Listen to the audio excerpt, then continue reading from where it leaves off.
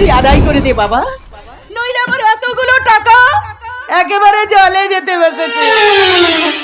ও মাসি, তুমি চিন্তা করো না, আমি যখন এসে গেছি তোমার টাকা আদায় হবেই হবে।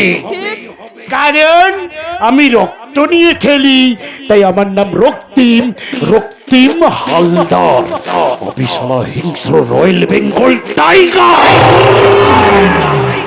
ওই টাকা পাবো, না হয় মাংস খাবো।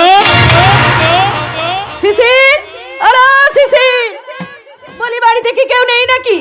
শিশির, ওলো শিশির। দাদা তো বাড়িতে নেই, পার্টির বিজয় মিছিলে গেছে। দাদা নাই তো কি হয়েছে, তুই তো আছিস। আয় আয় আয় আয় আমার কাছে আয়, হিসাবটা বুঝিয়ে দি। হিসাব? কিসের হিসাব? ওই যে সুদের টাকা। আমাকে বললো মাসিমা কাল সন্ধেবেলা একবার আমাদের বাড়িতে এসো। আমি তো এসে হাজির, কিন্তু ছেলের দেখা কই। যাকগে তার কথা, তুই রক্তিম বাবাকে এই টাকাগুলো দিয়ে দে। দেবো? দেবো মানে? টাকা, সুদের টাকা দিলে মাসিও চলে যাবে, আমিও চলে যাব, নইলে সাদা দেওয়ালে একটু দাগ লেগে যাবে, কালো দাগ। মাসিমা, আপনি তো আমাদের পরিস্থিতির সম্পর্কে সবই জানেন। ঘরের সঙ্গে সবকিছু পুরো ছাই হয়ে গেছে। দাদা যেটুকু ইনকাম করে তাতে করে আমাদের ঠিক মতো চলে না। আপনি আর কয়েকটা দিন সময় দিন, দাদা আপনার সব টাকা শোধ। না না না না না না, সময় সময় দিতে দিতে ডেলিভারির টাইমটাই পেরিয়ে গেল।